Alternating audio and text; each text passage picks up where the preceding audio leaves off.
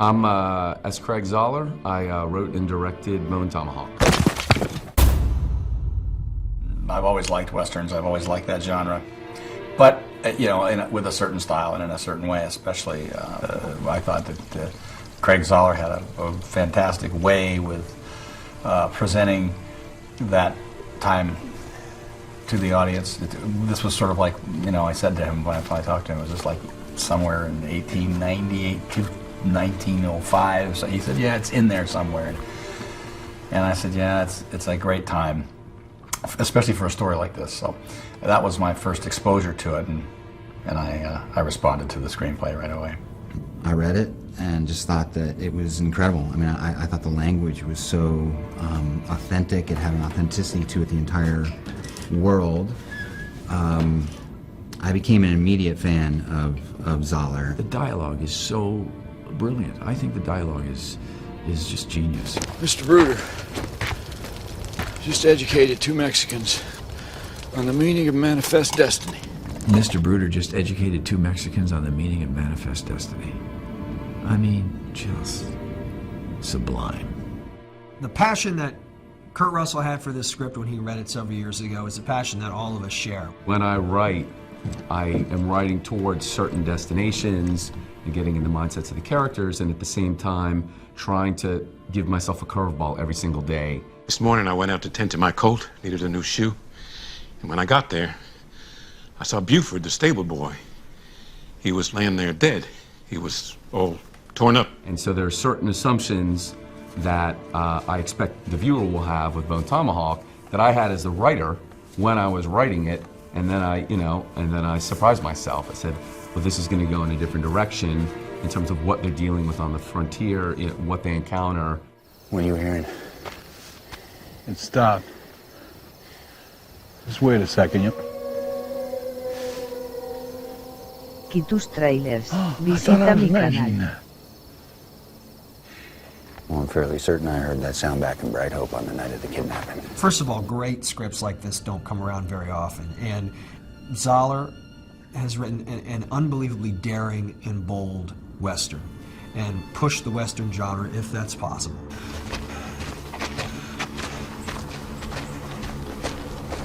Well, what's that? A wolf? Bear, looks like.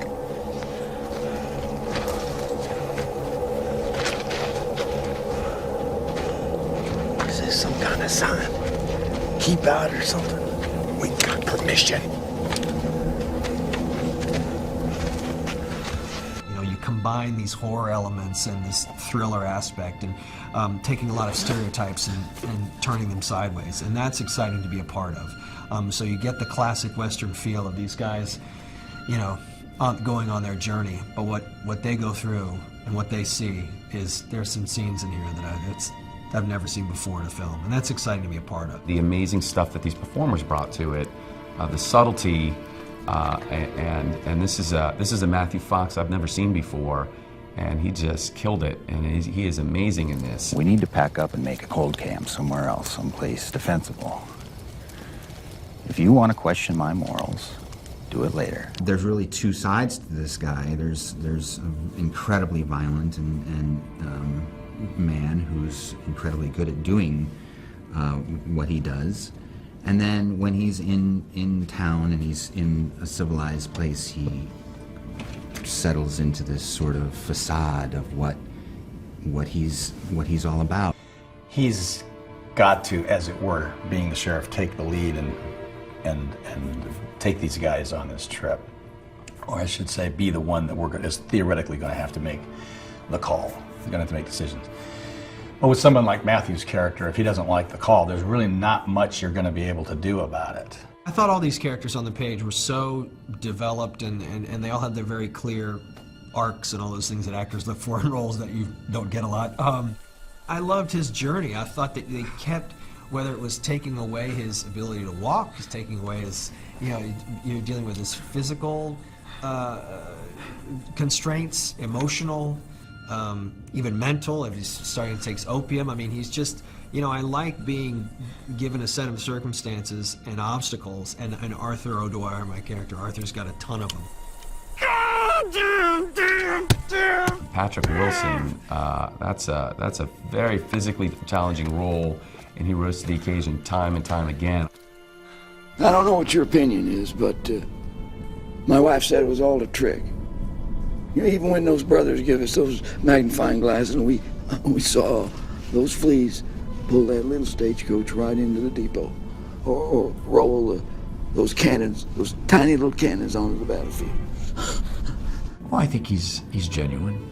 He's a good man. He's a loyal man.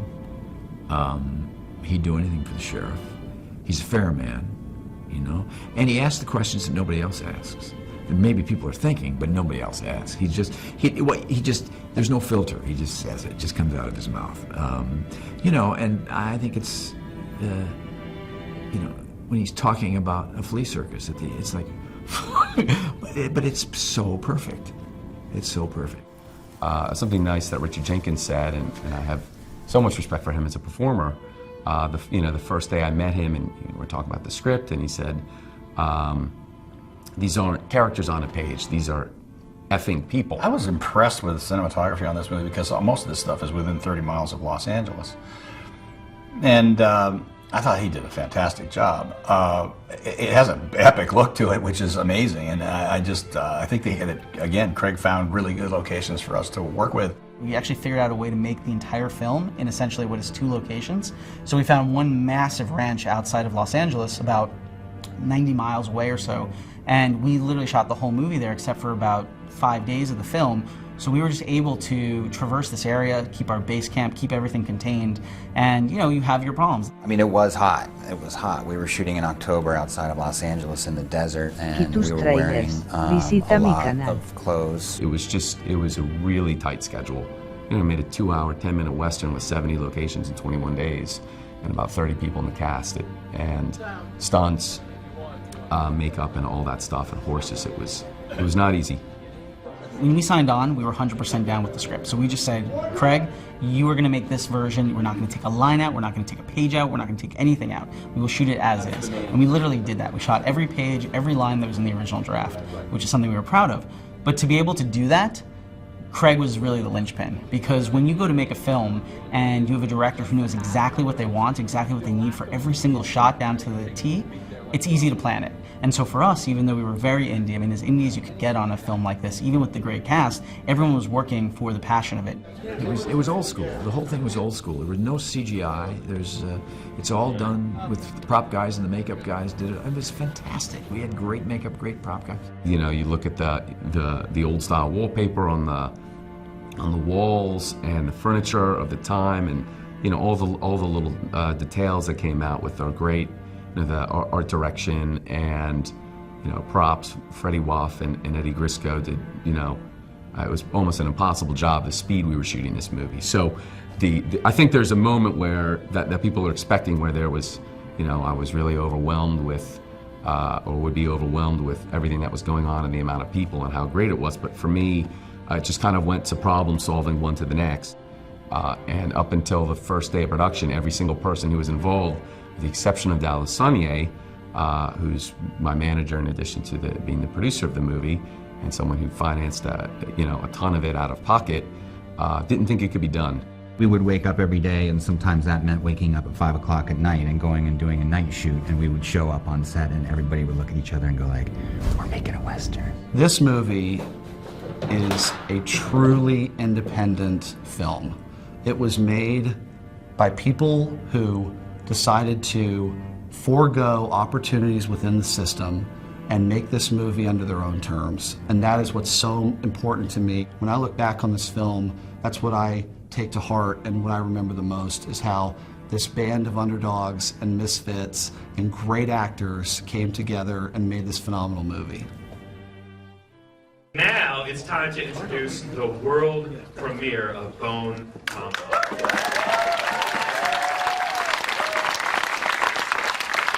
I would like to bring to the stage to join me Mr. S. S is for spectacular Craig Zoller. Come on down. I'm not going to Steve, I'm not sure. Today is spectacular.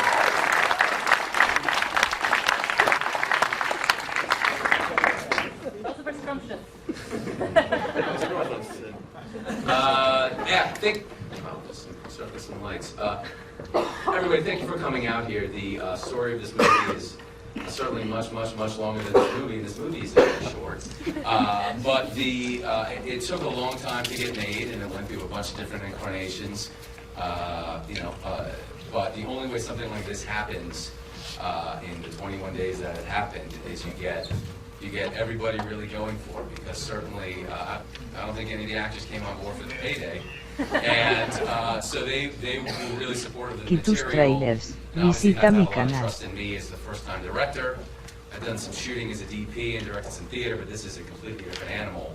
And with all these locations and horses and the size of this cast, it was something that I was regularly told by all crew people in private leading up to the shoot, something that everyone thought was impossible. So the only way something like this ever happens is by tons of people giving 100% and 110% and more than that. So I'd like to thank all the people who are here. Fred Raskin, the editor. We've got Richard Jenkins. We've got Matthew Fox.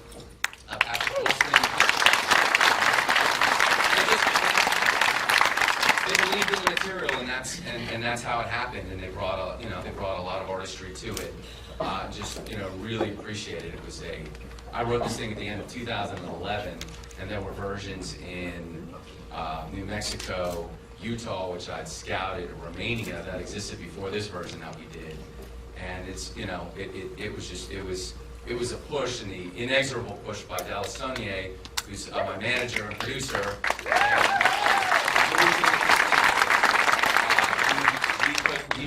He's the guy who worked harder than I did on it, and he put financially a lot on the line. And it's kind of amazing that we have a movie financed by my manager and foreign interests for the most part, but that's how it happened. And in the end, this is the movie I wanted to make. So everybody who worked on it, thank you very much. And everybody else, thank you very much for coming out here. Awesome. So we will have a rousing Q&A after the film, and then immediately after that, there's going to be buses waiting outside, out front on the sidewalk, somewhere. I'm not sure exactly. They're the big ones. They're like the big-sized cars. You'll know what they look like. Anyway, and that'll take you over to our western town. We're having a Bone Tomahawk themed. Not entirely. Not everything you're going to see on screen is going to happen at that party, but it's up to the script. So we'll see you guys for the Q&A and then off to the party. Ladies and gentlemen, it has been a delight and a pleasure to hang out for 8 days with all of you. Let's finish it off with Bone Tomahawk.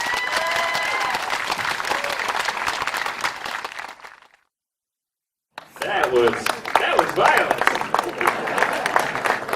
I would like to bring down the stage Mr. S. Craig Zoller, director of the wonderful, the tremendous Bone Tomahawk. Come on down.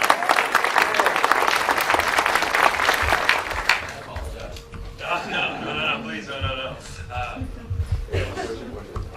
I'm going to leave it up to you. We have a ton of chairs here, so you tell me who's coming down for this Q&A. Well, I'm hoping that we're going to have the producers and the actors who are present come down. Yeah, come on down, everybody.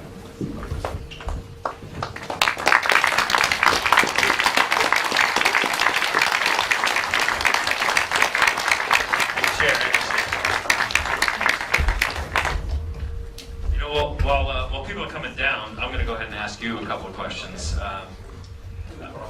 Sure, yeah, from chair to chair there. So you go through a lot of effort to get the details right, and there's obviously you're setting a very interesting stage here, and so there's a couple of details that I need to know about. First and foremost is we have to talk about that throat whistle. What exactly is going on there? Is there any historical truth to that? Tell me where that comes from. This is the first time I've seen that in my life. It comes from, before I made this movie, I had a lot of different ideas going in. One is obviously there's not a lot of music in this movie, but I play music and I'm really into music, and I wanted a musical element in the movie. So it was sort of reverse engineered in that way, as I wanted a musical element in the piece, but I didn't want to have a lot of emotional cueing with music, which, hey, there are movies that are better than this one that are loaded with music, but that just wasn't going to be the style of this movie. So it was engineered that way, and just in terms of something that would be distinct with the troglodytes, as opposed to other things that you've seen in a picture like this. This next question is for Richard and the actors, for everybody. Something that I actually wasn't prepared for. You know, I was prepared actually that it was going to be violent. I actually knew it was going to be violent. I didn't know it was going to be damn funny. That took me by surprise. I want to know if that was all the way there in the beginning, or Richard, if you contributed to some of that, just your character in particular. Well, can you hear me? Yeah. Can you hear me now? Yeah. He made me take the clown nose off after the first day of rehearsal. I was not happy about it. No, I mean, the humor was there from the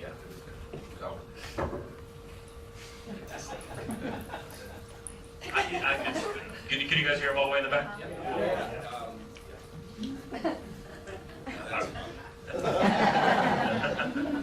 So all in the script, not anything of your innate comic timing. Did you add anything to the script? Well, the timing is certainly all these performers. I mean, you can kill a great joke or make something out of nothing with timing. I mean, that's certainly there. So there are absolutely little moments that each of these guys found. It wasn't as much ad-libbing as finding moments in between, but there were certainly lines. And you know, again, it's on the page, but anyone can murder it or make it great, or somewhere in between. So it was these performers. Well, you guys all made it great. You guys are all funny. And the other sort of aspect of the film, you know, this is true with a lot of westerns. You know, it looks just fucking miserable out there. It just looks like the worst. You're so sweaty. It's so hot, seemingly. Was this as gnarly as it looks? What was the any particular trials and tribulations of shooting this thing, or was it just a waltz in the park? Waltz in the park. I mean, we're actors making a movie. We're not, you know, digging ditches. So it's all things relative. I mean, come on. It was. I think.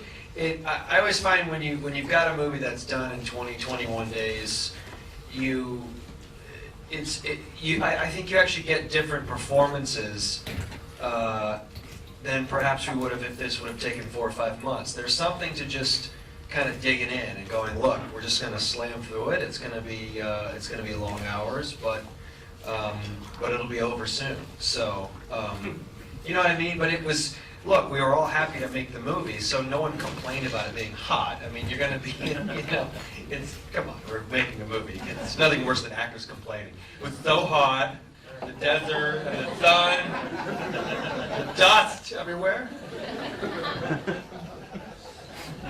You know, they're not here anymore, so they've already left the building, so I can say there was another Western, and the actors were very upset about how awful it was. So you guys are pretty tough. So another little tiny detail of the film that I particularly liked was the name of your saloon, the Learned Goat. It's quite a name. Like, again, you know, much like the throat whistling, it's something I've never seen in a Western before. Is there a backstory behind the Learned Goat? Well, I should certainly tip the hat to all the amazing art department that came through in this, and they're literally pulling this stuff and painting it as we're going with very little time and even less money. And yeah, I mean, I just tried to think of a distinctive name that sort of fit with the bartender in terms of his personality. And I said, I think it would be good with a monocle. And then he came with a monocle and a top hat. Said, "Hugh, that's fantastic. That's collaboration." Well, I hope this movie meets with as much success as American Werewolf in London, because you can get Slaughtered Lamb T-shirts, and I would actually much prefer to have a Learned Goat T-shirt. So I hope. All right. You guys make all those cool prints, so you can get on it. So why a Western? We don't actually see too many Westerns. I know that I hear tell there's another one coming out later on this year, but nonetheless, there's not that many Westerns. So what is it that draws you to the Western genre to make one in 2015?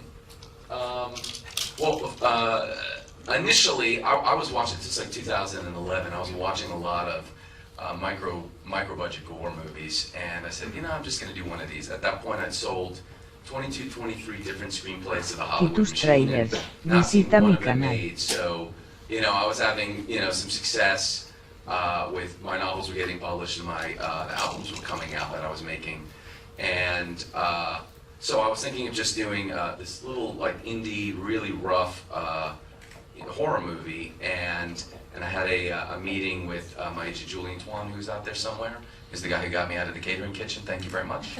And Dallas Saunier. And we were talking about this this movie. And at that time, I'd already written 4 westerns, 2 novels, and a screenplay called The Brigands of Routerboards, which had really set off my career as a screenwriter, at least, you know, making money as a screenwriter and kind of, you know, writing theoretical movies that are never made.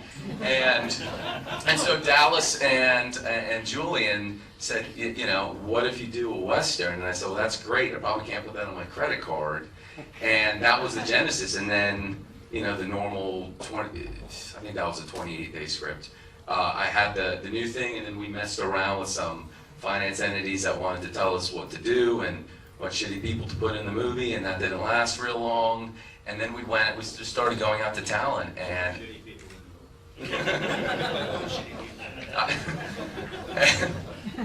Richard Jenkins, ladies and gentlemen. Certainly. Emmy Award winner, Richard Jenkins. So that was the genesis of this. I really adore the genre, and of course it's probably the single hardest thing to get done, and a lot of the push was always promoting the horror angle of this, which is obviously there, but for me, if I was making a horror movie, the bottom line would be to scare people, and that's not the bottom line of this, though obviously there's scenes where that's the goal. And so it was just it was a lot of battles with a lot of different entities and just different versions of this movie. And eventually we got to this last one where Dallas put a lot of his life on the line, and some people outside of this country believed in the movie in terms of financing it, and we went and made it for about 1/6 the money we were told was the absolute minimum it could be made for. Well, I'm glad you did, because I really enjoyed the hell out of this film. These here represent your people. Normal audiences might be a little squeamish when the man is ripped in half in front of you, but there's more giggles in this room per capita than there really ought to have been. All right, I'm going to go ahead and take some questions from the audience, right there in the middle. I thought Matthew Fox's performance was incredible, but I have to ask. There was a but. How do you approach performing a sociopath that's so charming and so emotional at the same time? I'm a sociopath. It's kind of it's a hard word, isn't it? You know, it's just, he had a trauma when he was 10. So, do you hear the question, how do you approach playing a sociopath with charm? I don't know. I mean, I just, you know, in the script, Bruder was incredibly charming and sort of seductive and amazing, and I thought it was just an incredible role on the page. Craig's writing just feels very authentic to me, and you know, and then I started sort of digging into trying to figure out the duality of this guy, what he does when he's on his own out there, sort of going down that heart of darkness and doing the thing that is his life's work, I guess, and then working on this sort of front that he puts on when he's in civilization, and you know, Craig gave me a lot of clues with the things that he brought to, you know, I mean, the wardrobe and Saucy the horse, the mare. Saucy, I like that name for a horse. So, you know, and then starting to get together with the guys. We had 4 days to rehearse, and that was something that you rarely get, and I think it was incredibly important for making this one, because that 4 days we were all sort of gauging off of what, you know, it was important for me to see what Patrick and Richard and Kurt were doing, because I knew that Bruder would sort of have this elevated, slightly sort of mannered vocal thing, and the wardrobe would be slightly exaggerated. These are all things that are sort of putting him back in place when, you know, he goes out on these missions and basically is a murderer. So it was just a lot of sort of letting it develop over the process, and having that time with these guys around the table to talk through scenes was invaluable, and I think really important for the movie. front row here. This for Craig. This being your first feature, was it overwhelming to have such an awesome cast? Yes. And I should. There's another theater I remember now that I should be repeating the question. I apologize. So hopefully you guys have got context clues from the previous one. So was it overwhelming working with this stupendous overabundance of talent from the acting pool for your movie? Certainly, that's not a leading question. The reality is, there's no way this movie happens at all at this quality level without performers like this. It wasn't it wasn't overwhelming. It was, this is the only way this is getting done well. You need people who, on the first take, are giving you something good or very good. And sometimes it's a little direction, sometimes a lot of direction, sometimes no direction.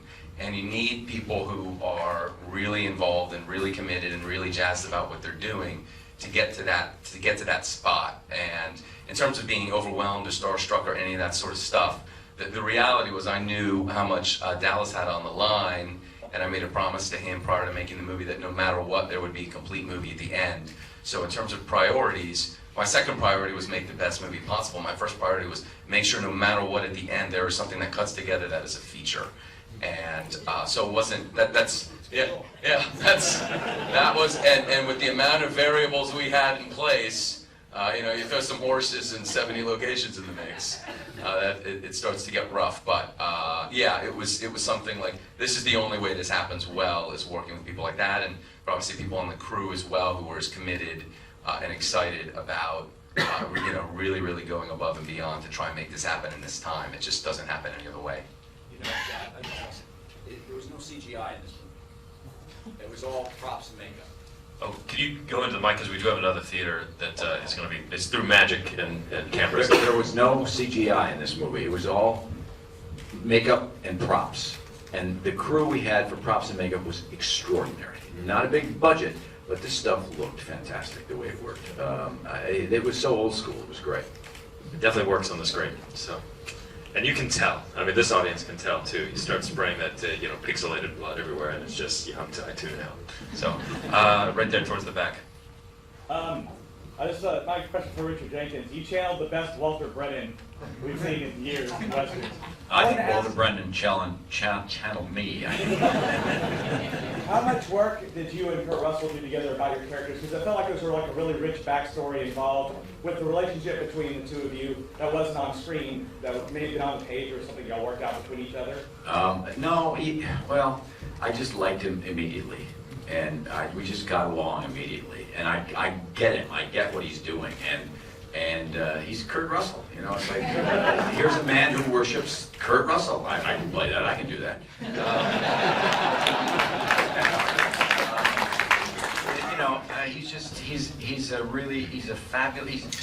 He's a real problem solver, and we got on immediately. And through the 4 days we rehearsed was really helpful. Yep. Went out to lunch, got to know each other a little bit.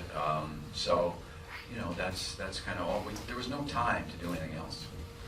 Did Kurt Russell roll into set with that sculpted facial hair, or did you guys art direct that? He did. And I saw it and I said, I'm going to shave. I'm not going to do that.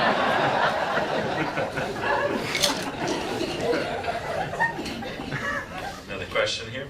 Right here. Yes, when I was watching this, I was thinking how much my father would like this movie, which is probably kind of worrisome if he's a good person. But do you have an ideal audience in mind? Or is it, your average 75-year-old dude staying at home? That's the goal. The question is target audience. Are they on Twitter? I mean, the reality is most of the stuff I do, I'm starting out with an audience of one, and that's me. I'm usually writing writing, or whether it's music or whatever I'm doing. It's like, well, this is the kind of thing I want to watch or I want to read that doesn't exist. And again, I have a deep appreciation for Westerns, and my approach to it is fairly different. But I wanted a Western that was surprising, but you walked out of the theater. Certainly my hope is you're thinking about these characters, maybe some of the mystery of the troglodytes, but it's a character piece, it's an ensemble piece, and these guys really killed it. I can see how you could market this movie in two different ways. Sure. You could. The way I hate and Yeah. Yeah. The sell tickets. I got a ticket right here. Oh, it's a ticket right here? No, it's a question right here. The writing was superb. Thank you. The dialogue. Kind of Western you don't see anymore. It's got this kind of twisted, mystical weirdness that you might think of El Topo and Cormac McCarthy. What kind of influences have you had in that realm, writing and cinematic? So, question for the other theater is your cinematic influences, and also, just so you know, there was a smattering of applause in the audience for the quality of the writing before this question was posed. Smattering. In terms of influences, again, it comes from the beginning of me writing the Westerns came from I went to a festival and watched 18, 19 classic Westerns, of which I thought about 6 or 7 were really good. So it was more the Western I wanted to see. We had a book that we took around when we were trying to sell it and make this movie in Romania or wherever.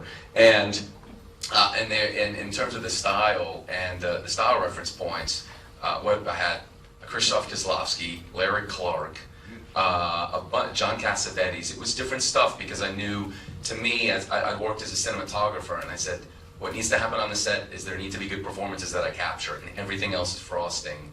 And that's one of the reasons I stopped being a cinematographer. It's like if the script isn't there and the performances are there, who cares if it looks good? I certainly don't. And so that was the direct influences are kind of obscure. I mean, I'm a huge Peckinpah fan, and Bud Boetticher, and Anthony Mann, and Sergio Leone, and all that stuff. But this isn't really like any of that, and a little more. This is Euro, and I'm a huge fan of Takeshi Kitano, but this is, this guy's not making westerns. He's doing Yakuza movies and and little boxing dramas. That's a good answer. I'll take it. Oh, waving way in the back corner. I'm glad I put my hand over so I could see you, sir. Go ahead. I was wondering if you could talk a little bit about the development of the troglodyte culture, and was any of their like circle things with the rocks, was that based on anything historical? So the question is backstory and the research involving the troglodytes, including but not limited to their burial ground circles. So this will be the first of my evasive answers, because the stuff is I mean, in terms of if it's researched or not, most of the stuff I am making up.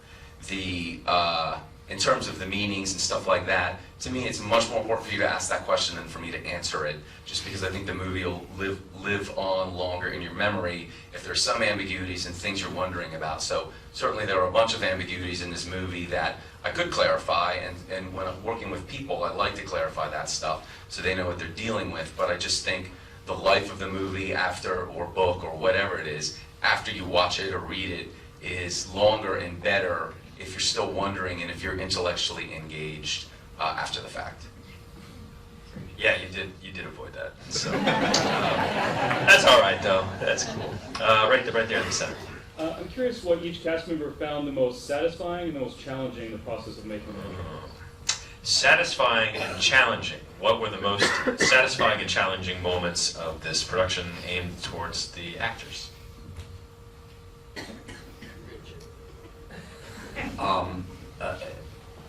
When they made me old, it took about 5 minutes.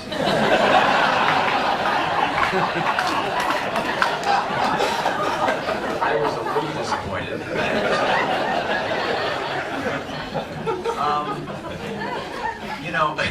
It was challenging. What was challenging? Every day is challenging.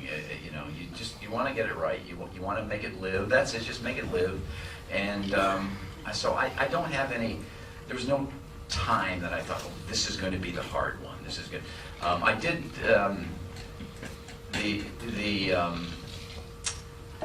flea circus speech was we kind of like was the last day, I think, and I was like, come on, when are we gonna do this? Let's go. So that was a little pressure, but no, other than that, it was easy peasy. 21 days, baby, just shove it. I mean, I had the best time making this movie that I've never had more fun on a movie set than I had on this movie, and that's a combination of. Is that the greatest death scene? And that's a combination of me always wanting. I've always wanted to do a Western. I've dreamed of doing Westerns since I started, getting into this business. And but it's also, partially, largely due to working with this group of people. It was just an absolute blast. It was a lot of work. It was difficult and some long nights and stuff. So I guess it was both very challenging and one of the most satisfying experiences I've had telling the story. It was fantastic. Yeah, they usually go together, I feel like the most difficult or most, you constantly want to be challenged. I think, when you're on a horse next to Wyatt Earp, you feel pretty cool. That's kind of why you do it. No offense, guys, but come on. That was definitely, one of the first days of shooting. The first day of shooting when we were in the little town and we walked into the little town square there, and Chris started laughing. And I said, "What's so funny?" He goes, "I worked here like 50 years ago." And I thought that was so cool because that set of that town has been in everything with like Gunsmoke and Bonanza, right? Everything. It's out in Agora Hills, and it's just one of those really awesome Western towns that they sort of just paint and change around and shoot it from a different side. But that was pretty cool to feel like you're a part of sort of Western history, and you don't get that when you go to Romania. Nothing against Romanians. And I would say that was up there. Like you said, when you get to ride a horse and shoot a gun and kill some people, it's pretty cool. And all the other deep emotional stuff is fun too. All right, so we probably got time for a couple more questions here. We got one on the aisle. This question's for Mr. S. What is besides Bone Tomahawk, what's your favorite Kurt Russell movie?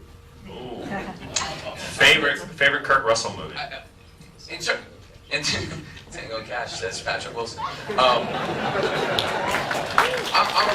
a really big fan of Dark Blue. I think that's my favorite performance of his, and it's not that well known, and it really should be. I think it was a little bit in the shadow of Training Day, and I remember the first time I spoke to Kurt, I said that's my favorite performance of yours, and he certainly thought it was up there, if not the top. So that and Escape from New York are the two I will pick out for different reasons. But in terms of his work, he's fantastic in Dark Blue. I'm a computer board tennis shoes man myself. And everything in between. Right there, second row. I didn't expect, for a cowboy versus troglodyte movie, that there'd be so much Oscar-worthy stuff in there. Are you guys looking at award season? From the audience, are you guys looking at award season from his perspective? We've got some Oscar-worthy performances. You guys looking at you gonna do any awards campaigns?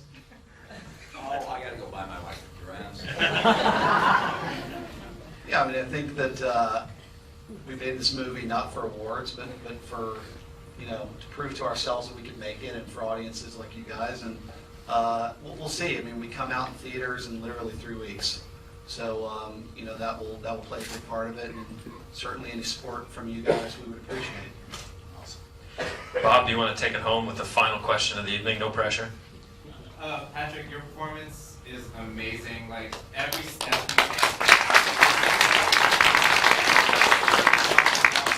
have you had some kind of trauma or injury that you or is that just all method?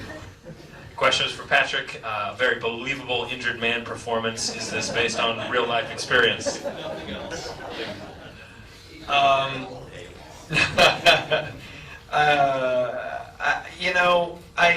I think we were careful to sort of chart how bad it was, because you can't really, you know, the first time you see me walk is when Kurt comes to the door and I'm in my socks and go across that wide shot. And I remember thinking, you know, there's a couple ways to play that. Either we're just powering through, or it's super, super painful, because you've already seen me laid up in bed. So it was really just about trying to chart that, you know, and give Craig a way to get in there, and so it sort of does grow, especially when he keeps falling, and you know, I don't know why I'm laughing, and it's pretty painful to watch. You know, so yeah, I mean, no, the answer is I've never had any. Well, that's not true. I actually did break my leg, so the only way I know how to use a crutch is on my right side. So I remember sort of choosing, like, I'd love to have it be my right leg. Visita mi canal.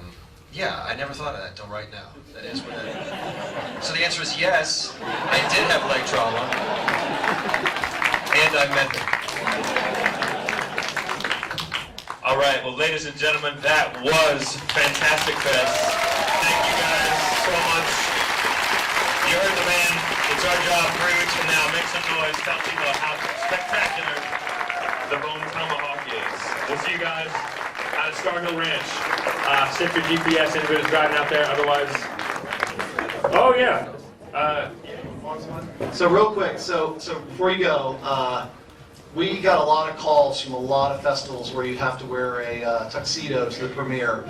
And this guy over here, Christian Parks, called us so many times and promised us the world, and we're thankful for it. And so we brought a present. It's not his birthday, but that's all I can find. And Christian, if you'll come up here, I'd love to give this to you. And if you guys find this on eBay, you better make sure the seller is the estate of Christian Parks, because he's never giving this up. You know, we actually should probably sing Happy Birthday. Happy birthday to you. Happy birthday. It was my birthday on September 19th, and Tim fucking Lee put me on a plane to come here to do Fantastic Fest, so thank you, Tim. A lot of people pay extra for that birthday present. Okay,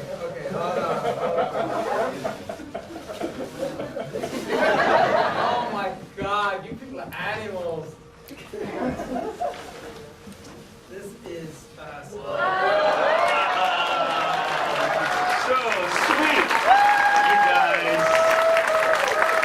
What a bunch of charmers.